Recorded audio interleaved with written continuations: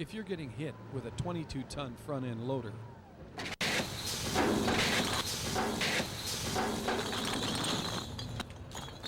you must be Troy Herchebes.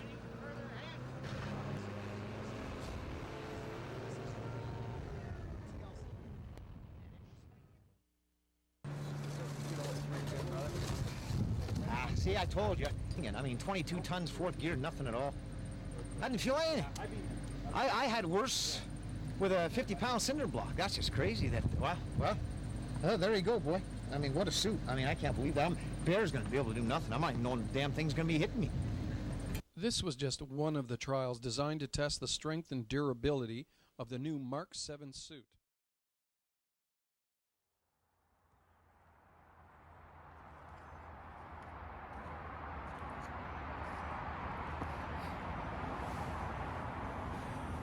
Man, what a journey to get here. I had this all planned out differently in my mind. It's just not working out. I went to McDonald's quickly. I was like, you know what, we'll go there, we'll grab a cup of coffee. There's a guy ahead of me reminded my dad because he passed the coffee back like 3 different times. Now I know why. I get handed the cup of coffee. The cup feels a little cool, but those McDonald's cups are insulated pretty well. I go to take a sip of it, it's ice cold. So that just drained all the life right out of me for this. But I said, we're here now, we got to do it. Right in front of me. Well, behind me is the city, in front of me is the outlook. Around 2015, funny story here. I'll try and get through this one pretty quickly. Project Grizzly 2. My dad was in talks to do a sequel to it. This was almost a decade ago. At that time, he kind of wasn't doing the best mentally, so I didn't think anything of it then. Now I feel like he was really throwing every part of himself at building a new suit, and it was a rush job. You can see that in the hawk shop here, and there's a reason why it's in the hawk shop. I hated that suit. So he's building the Mark 8, and around this time, I don't think they ever aired it, funnily enough, but the BBC called him to do an episode. I think the whole concept was there was this gentleman doing it, and he was going around, and it was something about facing your fears. So, clearly my dad had done a bunch of crazy stuff back in the day, so the whole point was this guy was going to meet my dad, and they were going to discuss it. My dad looks at this as an opportunity to do another test. So he does a brick wall test. So he tells BBC, he says, hey, you come on up. Not only will we do this interview and all that, I'm going to put myself through a brick wall. And they're like, what the hell are you talking about? I find that funny because he absolutely hated how he was portrayed in Project Grizzly. He struggled with it. But at the same time, even at the very end of his life, he still perpetuated the circus act almost and the sensationalism that got him into a lot of trouble back in '89, which is why are we watching you get into a suit and get put through a brick wall? It's absolutely ridiculous.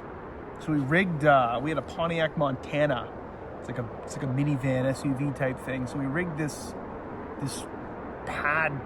floor pad up to the front of it so we could stand on it almost in the suit. We strapped him to the front of the suit. And I didn't even think he could do this. So he ordered a pallet of bricks. I don't know how many, several hundred for sure, just to be dropped off here at the North Bay Outlook. I don't know how that was allowed. He just got the bricks dropped off here and we built a brick wall. This is public property, private property. I don't know. You definitely can't do that. So he gets in it. He gets in the suit. Oh man, it was so hot that day too. He almost passed out because he was just drinking cups of coffee and he hadn't slept in like a day and a half. He almost died. I was like, you gotta drink a bottle of water, man. So we get him in the suit and my uncle's driving it and they drive him through this brick wall. I got some shots of that on Instagram. I think you can still find that online. That was a pretty cool one. Oh my God, how ridiculous was that? It's parallels to the Mark 7, the brick wall test. I find it funny that it coincided with Project Grizzly 2 and BBC, and we had Tony here and everybody. It was crazy. It was a big spectacle. The city actually got involved. They tried to shut it down. It was like a Trailer Park Boys moment.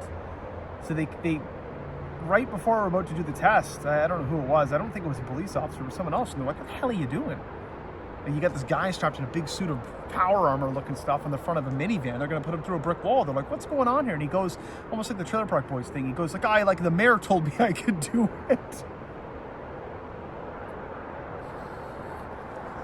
My dad wasn't an outright liar, so I'm sure at some point, I doubt it was the mayor, he may or may not have spoken to someone connected in North Bay, maybe, that he would be able to pull that bullshit lie out. He's like, yeah, the mayor said I could do it. And the guy's like, when? Like, he called him out. He's like, what mayor? It's like back in like 98 or something ridiculous. It's like 2015 at that point. Oh my God. So somehow they let it go. He was just like, don't worry about it. We'll be done it soon. Pedaled to the floor, drove him through a brick wall, did like a little interview. I think CTV was here for that. It was a wild one. He was convinced that one was gonna, like, he was gonna make it from that. He'd do these weird things, like a stunt, for example, just to fill you in. Not so much as he got older, but earlier on, he would generate buzz in the media, and that would generate phone calls, and phone calls meant income. People would want, they would see him, they would want him on shows, they'd want access to his libraries, archival footage for shows.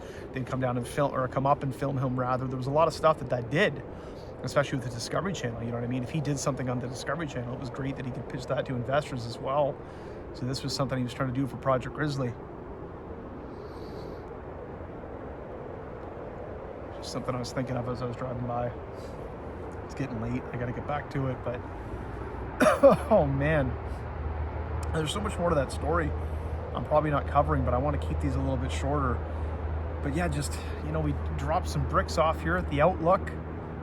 If you got Google Maps, you can go to Airport Hill in North Bay and go up to the Outlook. It's ridiculous. Drop some bricks off there.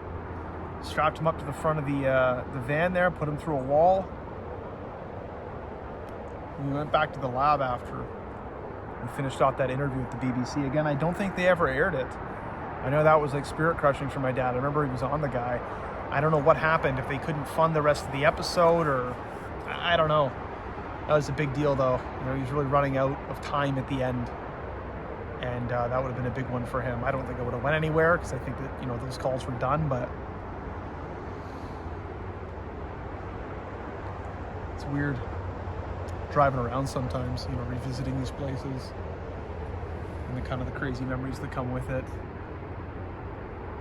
Yeah, it's strange. Even ordering a cup of coffee and they mess up the order, you know what I mean? I wasn't even going to talk about that in this video. I was just driving by this and I was like, oh, that's not bad. I don't think many people know about that. And then I get an ice cold cup of coffee, and like, I just remember my dad,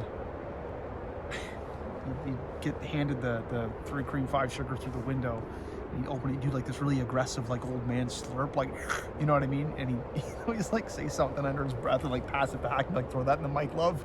It's too cold. But it's like, you got three cream in it, like, you know what I mean? Half the cup's cream and sugar. And then they'd pass it back to him and he'd be like, it's too hot now. This is all during a window, by the way. He's holding up the whole lineup. He goes, put another cream and another sugar in it. And then they give it back to him, and he'd be like, hey, you guys can't get it fucking right, and he'd drive off sometimes. Oh my God. Oh.